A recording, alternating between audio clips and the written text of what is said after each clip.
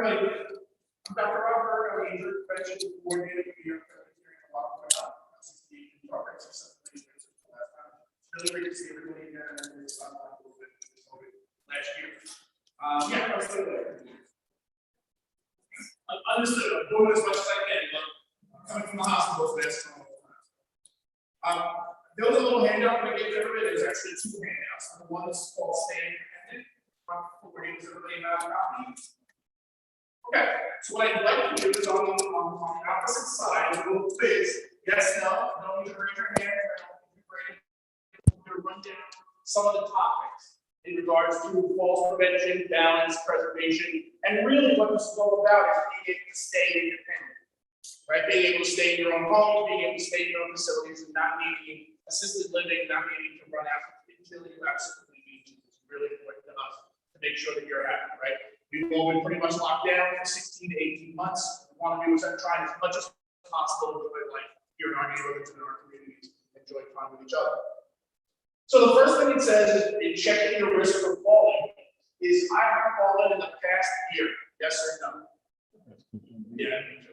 Right, so I'm talking with a broken wrist. I'm on my own wrist. I have an 18-month-old son. Right as COVID started, I had some reason to stay home.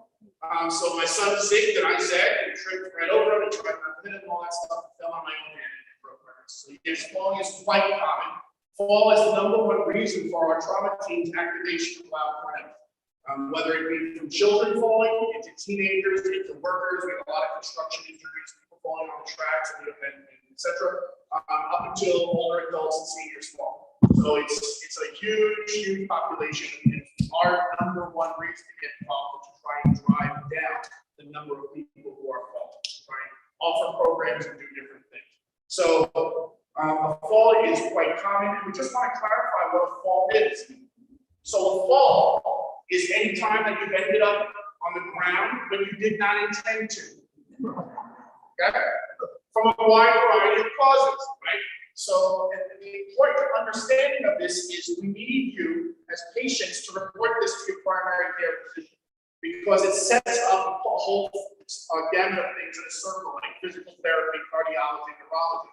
So when we talk to people and they come in with a broken hip, with a pelvic injury, with internal injuries, with a fall, meanwhile they're on things like these drugs might sound familiar, Eliquis, right, or heparin or warfarin. If you fall and you hit your head, you're on Eliquis or something like that, you're invited for a CAT scan, right? Because we need to make sure that your brain's okay because it causes so much bleeding.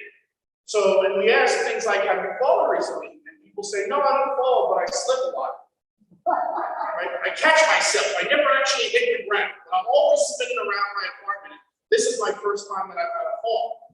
So that's not true. You've been falling, right? You've had issues, and you need to report those to primary care and have a conversation so that we can look at things that prevent falls. Some of the things, anybody have an idea about what primary care can do to address things like dizziness to try to prevent falls? What's the importance of your primary care physician? Feel free to raise your hand and call out whatever you want to do. Okay. Change your medication. Change your medication, which is probably the most common thing that we do in primary care, especially with people who are falling. Right? Again, I don't need you to raise your hand, but probably many people in the room are on drugs for high blood pressure. Rhythm problems like beta blockers, these drugs that end in OLOL, metoprolol, atenolol, things of that nature, right? Many people are on medication for insomnia, right? So as we get the blood over age 50, the sleep cycle changes. We find ourselves waking up a little bit earlier, getting fatigued earlier, and saying, "Doc, I need something to help me sleep." Well, those things like Ambien, what's called the Z drugs, which is Zolpidem, stuff like that, they really increase your likelihood of falling significantly, right? Having blood pressure drugs, antidepressant drugs, pain drugs, heart rhythm disorder drugs, kidney drugs. And you might have been on them for several years, but what has happened over the last several years to you, to me, even to Allison? We've aged a little bit, right? So the same amount of drugs 5 years ago, while your kidney and liver function has gone 5 years down, has maybe changed the blood levels, and really we might need to reevaluate the amount of medication that you're on, right? To use round numbers, maybe if you're on 100 milligrams of X, we can decrease that to 80 milligrams of X, which might decrease the symptoms of spitting or cause low blood pressure or something like that. So changing medications, looking at alternatives for different medications, maybe trying what's known as a newer generation of medications, right, is a really an important thing that we can address in primary care. And this might mean blood tests. We can see things like medications accumulating at levels they did when you were 30, 40, or 50. Make sense? Okay. I've been advised to use a cane or a walker to get around safely. Right, so we also find a significant number of patients who have been advised to get a cane or a walker, but either can't or don't, due to a variety of factors. So getting around to it, right? So we hand out a little round to it, so say, here's your round to it. Right? Also, the other issue with canes and walkers is things like the right prescription. We see a lot of people with sort of handing down shared walkers, canes, crutches. Oh, this, my sister used it here, you can use it, but it's not at the right height. And it's not the appropriate prescription. Some people have need the wheels in the back. Some people can't use the wheels in the back. They're using the wheels because it just happens to be available. Someone gave it to me, or I found it somewhere.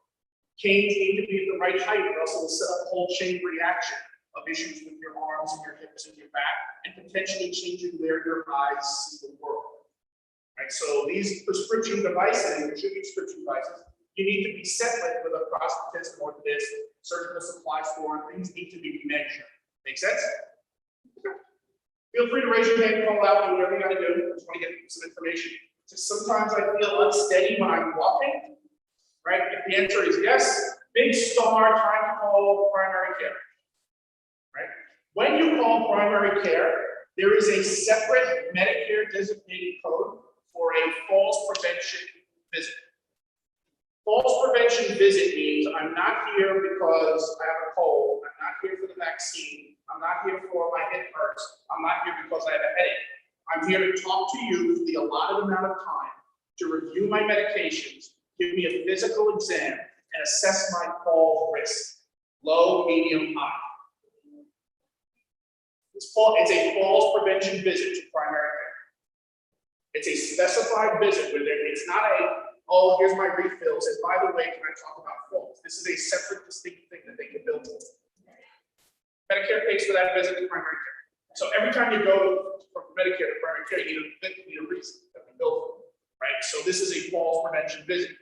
And this is an entire time where the doctor or nurse practitioner, PA, whoever your care provider is, should be reviewing your medications, reviewing your recent history.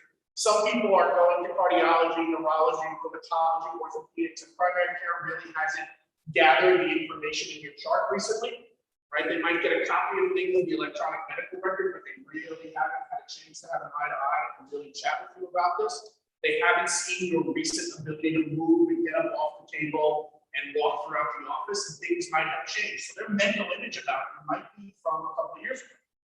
And they might now see, oh, you had liver function tests, your EKG has changed, you're now experiencing dizziness, we haven't changed your medication in a little while. And that can place people into categories of fall risk. If you have a high fall risk, you can be referred to physical or occupational therapy, to either strengthen muscles, to work on coordination, balance. Maybe you need a prescription for a hearing aid or hearing assistance, or maybe you need glasses changed or your eye vision modified, your eye prescription modified. These are all the things that should be discussed, right? And it's something where we find that patients only go to the doctor when they need help with something. So the chest pain, breath change, I need my nitro refill, something specific, instead of saying, I've been feeling unwell lately. I'm not going out as much as I used to because I'm not so confident in my ability to walk around the block or get a newspaper or go for coffee. And that's a real ringing alarm bell to those of us at trauma, right? That you need to act and get some prevention steps going on before anything really significant happens.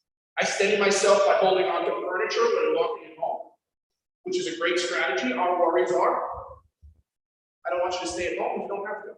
Right? And what are you going to hold on to all the time when you're out? Do you have a walker? Do you have some kind of assistive device? Because if that's the mindset, which is I'm safe at home because I can go from table to couch to table, we want you to enjoy life 100% as much as you can. And we don't want anybody to be sort of held hostage by worrying about falls inside their home. Right? If you want to stay home, you have a lonely home, that's great, knock yourself out. But if you want to get out and enjoy more, then this is something that potentially medicine can look at and try to alleviate it. I am worried about falling. Fear of falling is the #1 risk factor for falling. Worrying about falling is the chief risk factor found in people who fall. Because what happens when we worry about things? Tense up. If you're worried and say, I can't drive too well, what do you generally do? You avoid driving. So if you're worried about walking around and things like that, what do you avoid doing? Walking. And I heard Allison say it before, and I use it in all my presentations. If you don't use it, you lose it. Okay? And this includes bone matter, muscle mass, your brain's ability to figure out what your ears and eyes are telling you in terms of balance. So if you're worried about things, everything I say, we see this in patients in the emergency room, and it is quite a problem, right? So whether I'm just going to sit on my couch all day, I'm going to watch 6 hours of television, I'm going to go make myself a sandwich and then go back to the gym, right? We want you to be able to actually go out and enjoy things. So when you're saying things like, I don't have confidence in my ability to do things, hopefully there's potential that we can redo that. For those people who are at low risk of falls, Presbyterian and many other hospitals across New York City, not just us, we offer fall prevention programs, right? Some of them are in person, some of them are online, some of them are a hybrid online and in person, right? And we go over things like what are some strategies that people can use if they're worried about fall. So we have the primary care medical aspect dealt with first, right? You need to go visit your doctor, make sure you're cleared, and that there's nothing medical. As much as I talk to you about something, if you have some kind of serious issue, there's nothing that chat's going to overcome. But otherwise, it's a program to renew your confidence and also goes over exercises and strengthening. I need to push with my hands to stand up from a chair, similar to furniture. I have some trouble stepping up onto a curb. I often have to rush to the toilet. About 1/3 of our patients who we see with serious head injuries, skull fractures, and serious fractures occurred between 9 p.m. and 6 a.m. when they were getting out of bed to go to bed. Okay? Some things can be looked at medically, right? So for people who have what's known as incontinence, which is difficulty holding your urine or difficulty holding your bowel movements, there are medications which can be discussed with primary care, right? About reducing the need to urinate overnight. Depending on your medical history, there are things that can be done. And there are other strategies which can be discussed, which I don't want to get into individually here, but there are other strategies which can reduce the need for urgent incontinence. Okay? And there's things that we talk about in those classes. But those are things to address. That's nothing to be ashamed about or afraid about as a medical history, right? We address it all the time. I've lost some feeling in my feet. I heard somebody earlier who said that they had something called neuropathy.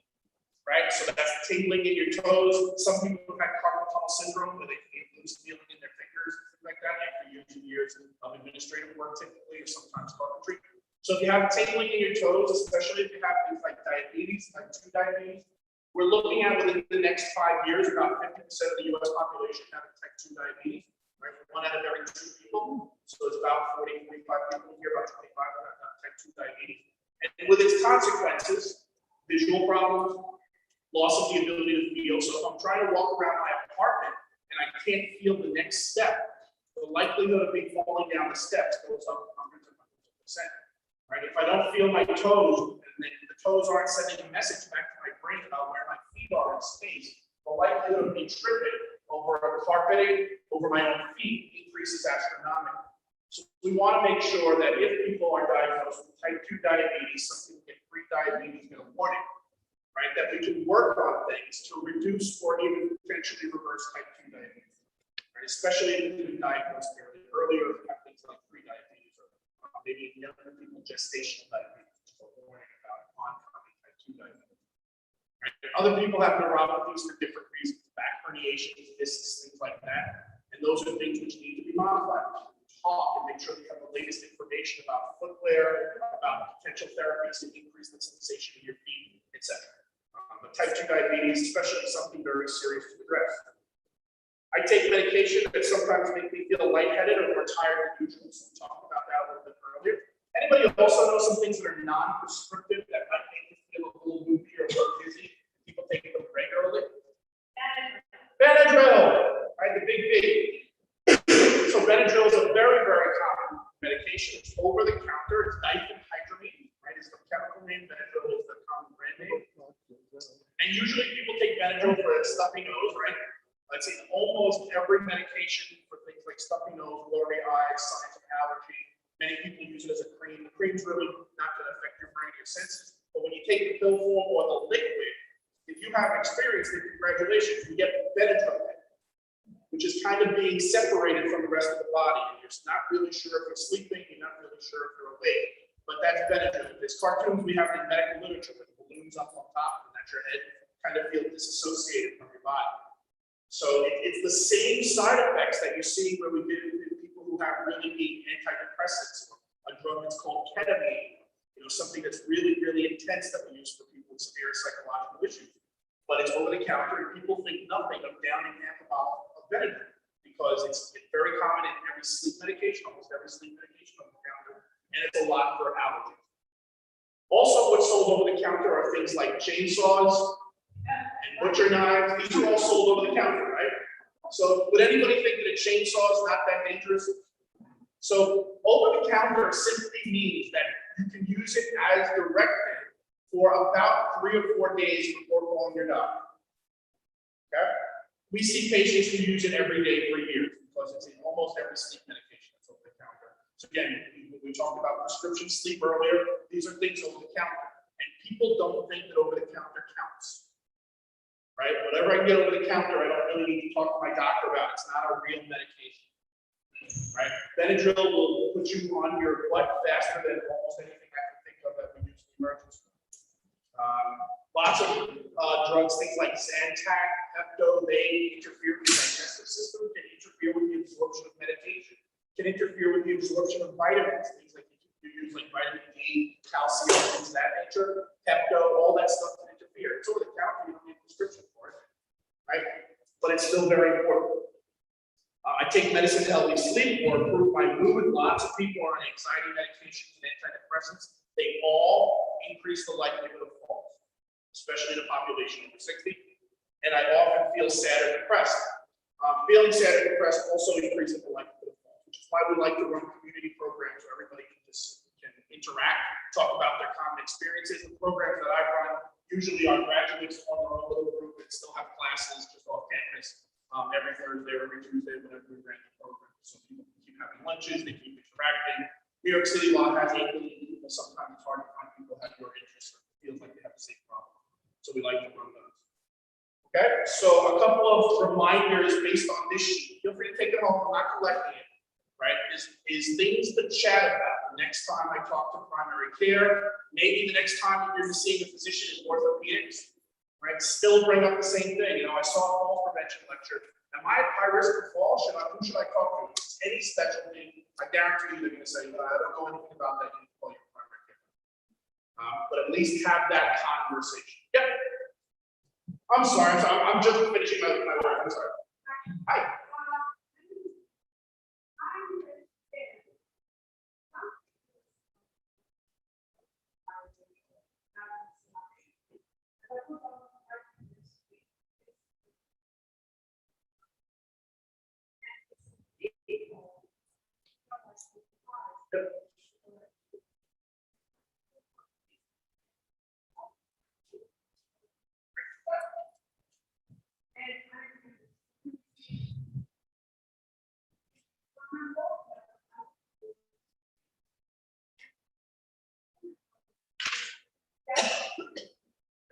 So sometimes when I've done this presentation, I'm PowerPoint and I show a bunch of technical numbers and construction in New York City to happen.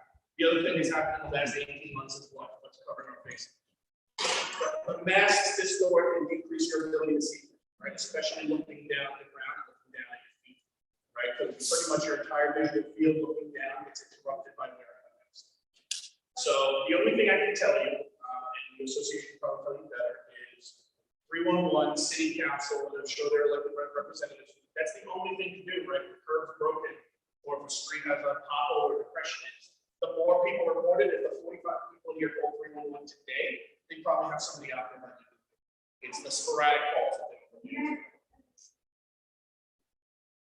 No, I understand. So I've been doing this for a while, and every group we go to, whether it's South Brooklyn or Upper West Side, Everyone says the streets are a mess. And it's completely appropriate. No, I completely understand. I've told my wife no more kids because I can't bring them out of risk. So I can't afford to have that. But I think if anybody, no worries. I'm very sorry you had that thing. I can't control the budget. Anybody else have something? Yeah, go ahead. Yeah, it just occurred to me, just coming up here today, that we have to walk up the stairs and there's no bounds. And that is something that I have trouble with. Understood. I start to feel unbalanced when there's nothing to hold on to. Stuff like this, there's very little. Coming These into stairs here the are church silly. today, there are 6 steps, and when you get to the last step, there's nothing to hold on to. And that makes me feel unbound. Not fair. Absolutely. There is a. When they sent me this, they sent me, walk up, they said, walk up the This stairs. is the first time I did hear something. So I think that was, considering that this Yeah, I is think a I- balance class, they should have, an entrance Right. where they would hold on to something. Okay.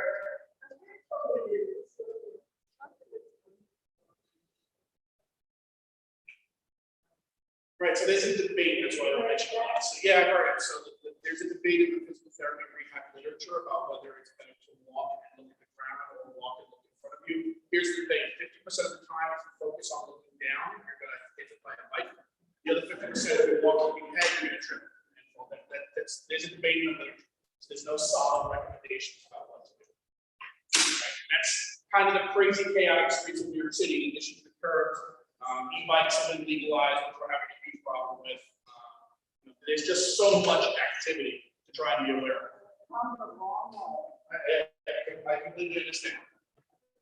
I was avoiding mopeds on my walking in. Yeah. Anything else? Okay, so I just want to also mention, go to the other sheet. So I gave you a handout for how to prevent falls, a home safety checklist. And this is again for you to take home. Check it off at your leisure. Things like, is it hard to reach a light from your bed?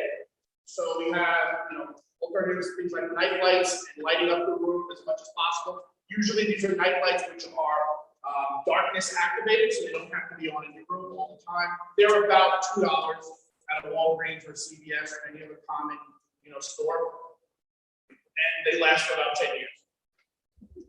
Is the path from your bed to the bathroom dark or cluttered? We talked earlier about the 9 p.m. to 6 a.m. people getting out of their bedroom to run to the bathroom. So we want that whole area pretty much well lit and also not to have much clutter, right? Because in that urgency, you're not really thinking that straight. Maybe you're not even that awake yet, which I also want to caution against. And we want to make that path straight. While I'm sitting here, why don't I just tell you this right now? One of my main recommendations for people is when they get out of bed is to either have an egg timer, a stopwatch, take a look at a egg watch, whatever you got to do. If at all possible, sit on the edge of your bed for 60 seconds. Okay?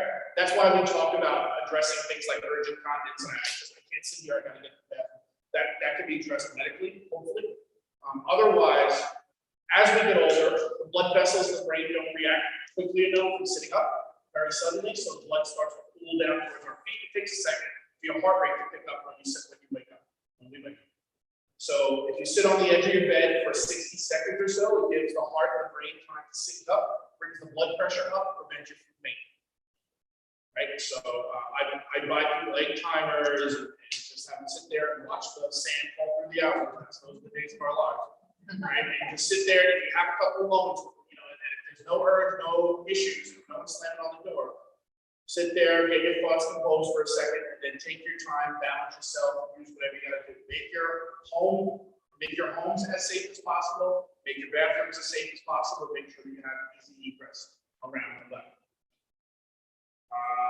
Is the tub or shower slippery? We should all have, I'm sorry, go ahead.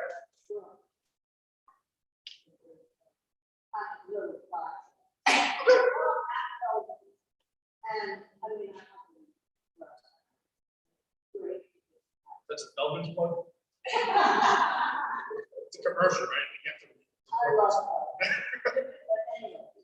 Great idea. Have a little fun. Yep. Throughout.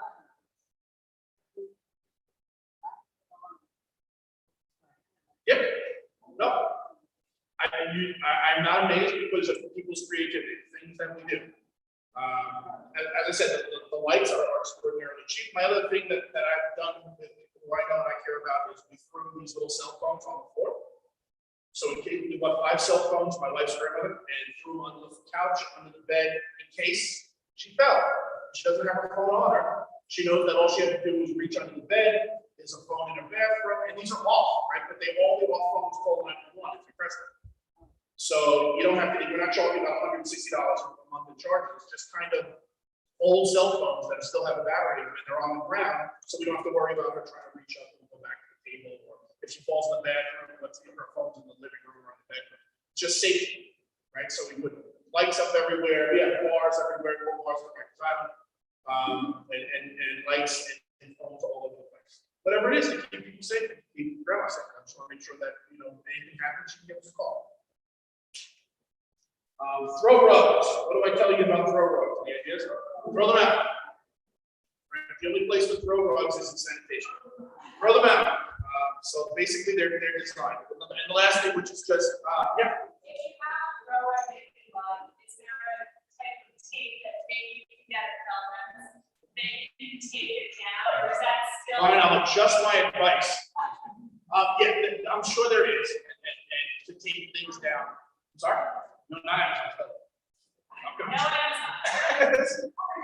Sure. No, if you work, the idea is to make things as safe as possible. If there's something that you trade, most of these things are kind of disposable, and that's why I say throw them out. They have no meaning to a lot of people. But if there's something that you really like and you want to keep, yes, I'm sure you can buy double tape products and things like that, and make sure that you secure it to your floor. Okay. The other thing, just to make sure I'm using your play on words, is slippers, because they tell you what they do, right? Which is slip. So we tend to try and recommend that you wear some type of footing with traction at all times. There are socks that have traction, like the booties that have on the bottom. They're a lot easier. And frankly, being barefoot is better than being in socks for most of us, right? So I know, I'm sure some of you have talked to me backwards and neuropathy. You don't want to be barefoot because you might step on something, right? And make sure you have to check your feet. But the socks just give you kind of an illusion of traction, and they just slip right on, right? So I don't want to take the whole presentation, but I've talked for 6 hours about falls prevention. So I want to give you 2 things which you can take home. Bring these to your doctor, to your primary care, fill them out in the office and say, listen, let's address some of these things. Feel free to fill them out with your family members. Before COVID, I like to hand these out and have people come over for lunch to your apartment and fill them out on each other, because when you're assessing yourself, it's kind of hard. But if you give this to your friend and just say, does my house look cluttered? Just tell me, what can we do? And you don't even think about the throw rug. You don't even think that your bathroom, you know, is not very safe. But somebody else will walk in there and say, yeah, you know, we can't open the door. In an era of COVID, I have to kind of rescind that recommendation until the CDC says yes. But these are things that we want to openly discuss. Again, it is incredibly common. It's incredibly disabling, right? And it forces people to have to make decisions about losing their independence, losing their homes, having to make huge life-changing decisions. We want to prevent that as much as possible, if not 100%. Hopefully, from today's brief talk, you've taken away 3 or 4 things that you can address today, or make a call to primary care on the way home and say it's time for me to have a false talk with you, right? And if there's any other questions, I'm more than happy to try to answer. Yes. So thanks, Rob. I love hearing you speak. I love your presentation. Thanks. I always learn something myself when I take away. I also want to let everyone know here that we have our email addresses. So after this workshop, we're going to follow up and have a couple of takeaways. I'll give Rob a call. I'll kind of give you the clip notes. So I'll email it to you if there is something you may miss or that you want to know about. So gotcha. Any questions? All right, everybody, I want to thank you for your time. I want you to have a great, fantastic summer. Hopefully until next year. I don't want to see you. Have a great summer. Enjoy. Thank you.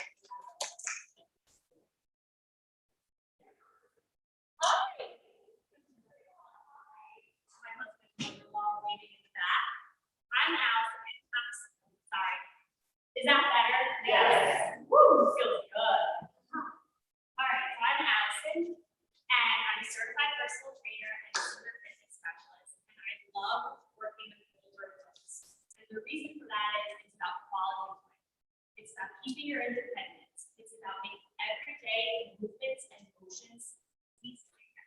So today, we're just gonna go over some really simple, basic movements. Disclaimer, you do not have to do anything you don't want to today. You can stay seated and watch, it's okay. But if you want to get up and move with me, highly recommend it. Also, I printed out my sheets wrong, and my number at the very end is 7. So 506 503 5107. And you can look me up online at AllisonGFit.com. Sorry about the words up. Not bad.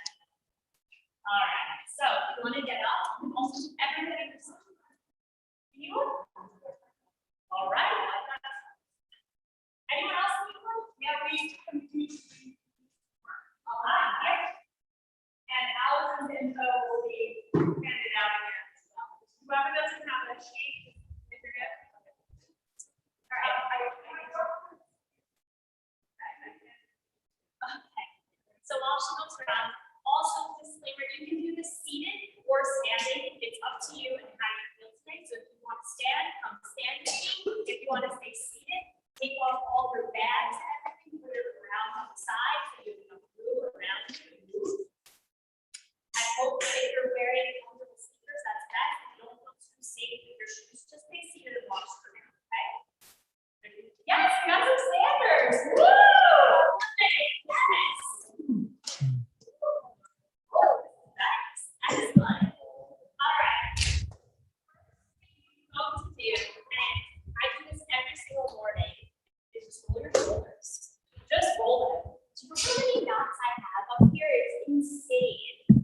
Oh my goodness. Yep, just roll it. It should feel nice. It should feel good. Anyone else get knots up there? It's just me?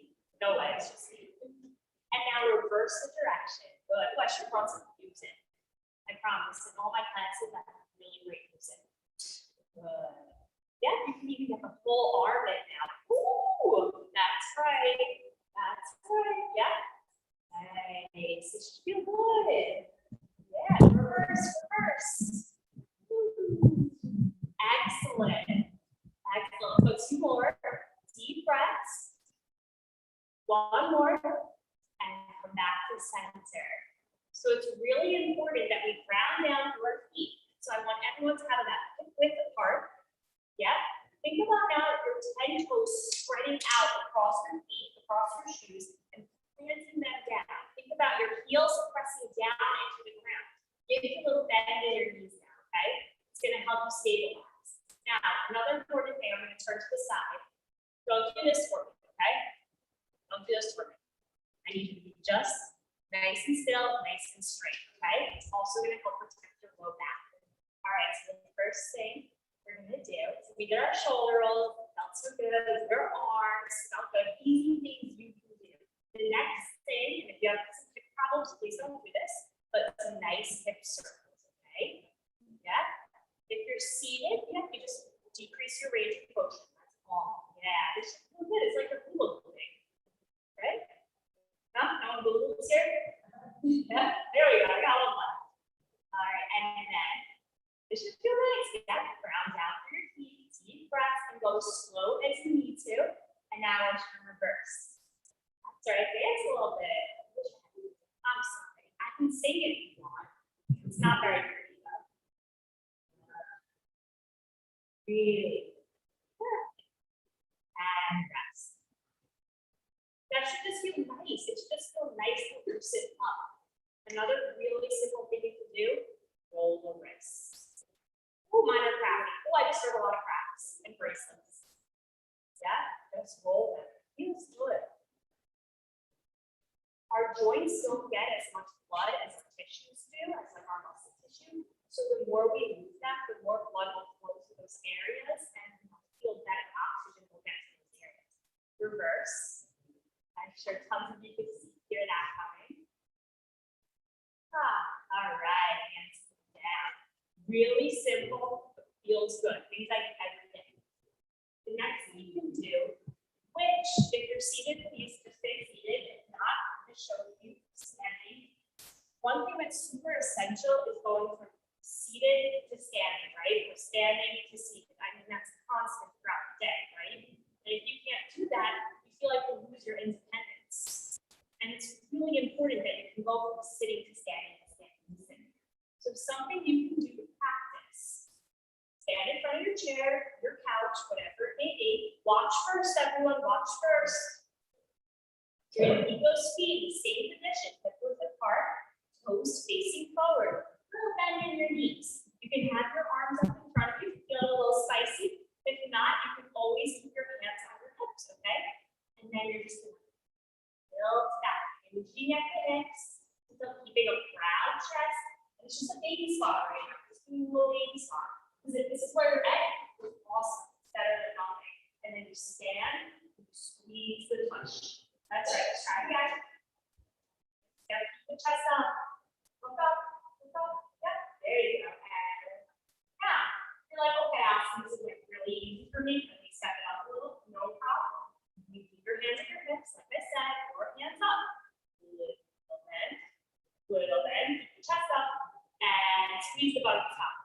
Super simple. Let's say you do 20 of these a day, you'll see a difference. You will, I promise you.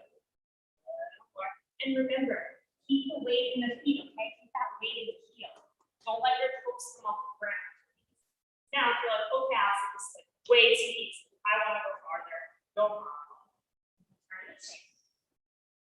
Go all the way back. So your butt touches the chair. Yeah, nice and slow. Don't let your chest fall. Ooh, right there. That was good. Ooh. Excellent job, sir. So that's another simple thing you can practice. It's just this standing and sitting.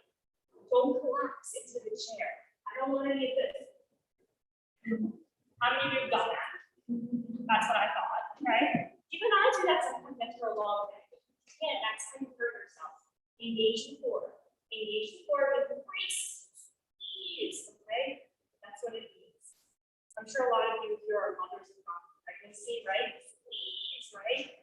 Or oh, squeeze, squeeze. Right. So squeeze, all right? So anyway, come down, sit down, and you have to control it right here. Towards everything. So that's a super simple exercise. And it's probably the most important one we'll go through today. Another easy one, calf raises, either seated or standing. Sit in your chair, hands on your knees, on your thighs, and lift the heels up. Yep, and gently bring the heels back down. And lift the heels up. Perfect. Gently bring them back down. Excellent. Lift them up. Perfect. If this is too easy for you, always stand at the chair, hands here. Lift the heels up. Give it a try, stand again and try. Or stay seated, you keep doing it. Give it a try. Go for 10. Let's go for 10 calf raises. Yep, and gently come down.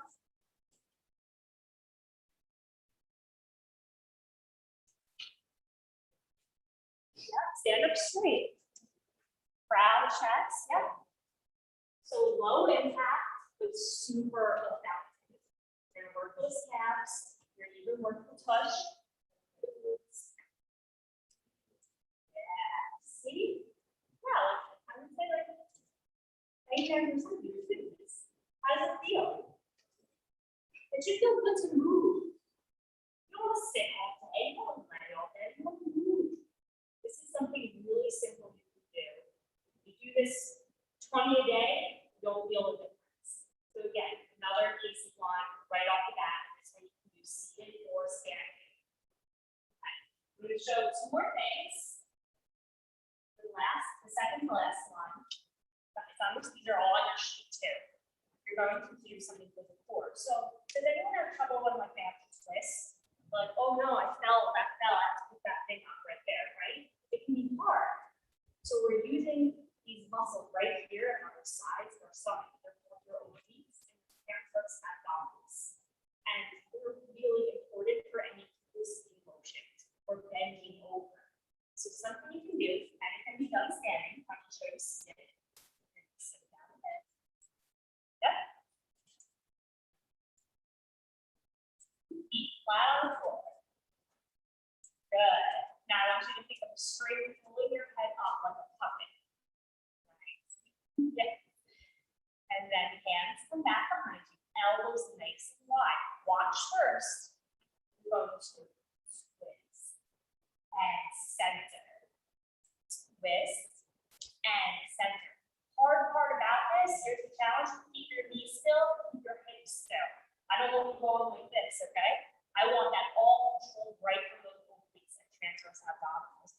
Oh, that's excellent right there. Oh, let me see yours, let me see yours. Okay, can we do the other one? Yes, perfect, absolutely perfect. So you should start feeling this right here inside. Are you feeling it? Can I get a yes? No. Yes. This guy's the best. Everyone's used to being on Zoom. Right, you don't have to answer. like both. Yes, but not on mute right now. It should feel good too. So yeah, nice and slow, really simple. To get that core, get those sides in. And then you can do it standing too if you want. So do we want to try it standing real quick? Get up slow, everyone. Nice. Yep. Hands up. Feet flat. And twist. Oh, I saw so many hips move just now. All of you failed the test. All of you. Keep your hips still. I don't care how hard you can turn. It's about keeping your hips still. That's what's going to help you target those specific muscles. But really focus. Engage your tummy. Think about being constipated. Yeah. That's right. Good. Really good. Yeah, so it should feel like a little bit of a challenge when you really have to keep your hips still. So the last one I'm going to go over that's on our sheet today is just our light section. So you can do the seated or standing. Of course, like I always say, feet hip width apart, flat on the ground. Lots of, you want to have lots of space on the ground. Nothing really around you when you're doing a lot of these exercises. Your hands are going to be on your thighs. Again, think about that string. Yes. Look at what all of you just did. As I said, that you go like this and you went like this. That's what I'm talking about. Yep. Exactly. Now you all look how things. Okay. You're going to stay nice and up and then slowly let one leg come up. Flex the foot. Flex it. You guys want to flex me? You want me to go over flex? Flex and point. How about we just do a flex and point? Now point, yes, and flex, yes, and point, and flex, and then slowly bring it down. Try not to rock around as you do this. This is the other side. Slowly bring it up, maybe that flex, that flex. Ooh, I'm feeling it right here in my thigh already. The more you squeeze, the more you will feel it. Nice, now point, and flex, and point, and flex. One more point and flex. Nice. Is your leg shaking a little, holding it up this long? Yeah, I see that. Yep. Bring it up down nice and slow. So those are other things you can do. You can 10 each leg. You don't have to be pointing the flex. You don't feel like it in the day. You just go up. Up. Okay? And it's really, really good. You're going to build some muscle in those quads. Okay? That's where your quads come. And then you can do the standing too. When you do this stuff standing, something important to note is you should have a chair, a wall nearby. My standing knife is always the one closest to my support, my chair and my wall. So I can hold on to my chair. Okay. Watch first. Up, point, flex. Up, I'm feeling it right here. Point, flex. Back down. So then if I want to go to the other side, I'll just scooch my chair over. Don't have to do this now, I understand. And then again, point, flex, bring it down. Or you just point to lift. Lift, yeah. You're going to feel out of the top of your thigh. Guaranteed. The more you squeeze, the longer and the leaner you will feel. So then, those are some awesome strength exercises that you can do. I recommend if you can get 10 reps of everything in, go 3 sets through, you can set every single day. These things are every other day, you're set. You're going to start seeing changes really soon. really stick to this. Also, I definitely recommend all the stretches you did. And one last thing, a really good challenging thing to do if you want to practice like walking balance, which I heard is a really big thing here. You guys remember when you get pulled over by the police, if they thought you were drunk driving, they made you do that test. This one? Yeah. Yeah. What crowd? Yeah. It's hard to even do that sober, let alone if they thought you were drunk. Anyway, so that's something you can do. You're gonna walk heel toe, heel toe. Ooh, I see you in the back. You can have your arms out, yeah. You can keep them on your hips. And you just want to practice that. Now, it's hard. It's really hard. It looks easier than it is. You're going to want to look down, and that's okay. You can, but if you're feeling a little extra spicy, try looking straight ahead when you do it. Don't look at your feet. I promise they're still there. Okay? All right. Well, if you guys have any questions, I've got some business cards in there. You guys have my info. And I do treat people privately too, and it's classes, bar classes, which is a combo of Pilates with foundational strength, balance, and ballet too. So I would introduce. What? Where did I do that? Okay, so virtually right now with COVID and everything, I teach my classes virtually. But then in person, I go to people's homes. I'm fully vaccinated, and I go to people who are fully vaccinated. Or it can be done virtually as well, or outside, but usually with this population, we usually stay inside. Then if you have any questions, I'm sorry, I should have asked.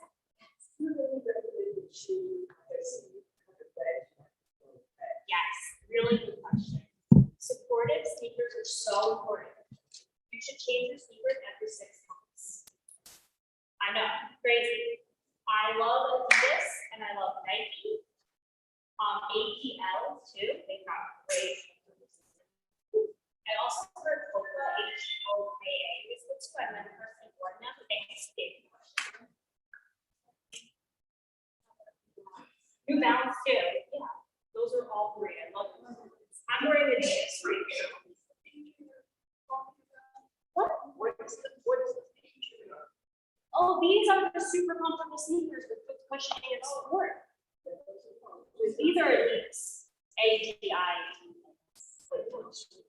Oh, I know. Oh, goodness. I don't even remember anything. I just discovered this. Usually I just look to see how thick the sole is. That's the wedge. Like that right here. Yeah. But you're very young. Right, you guys might want something with a little bit more support than me. That's why it's really also important that you change your sneakers a lot because it will wear down really quickly. Like you should change them every 6 months. Numbers for you. These are pretty broad. I'm a foot expert, so if you might want to talk to your podiatrist about which sneaker they're in. Did you want to ask something?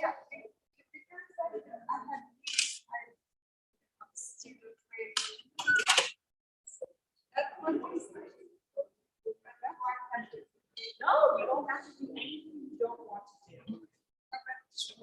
Oh, that one is not holding on to the chair, so you're not ready. Not yet. For now, you can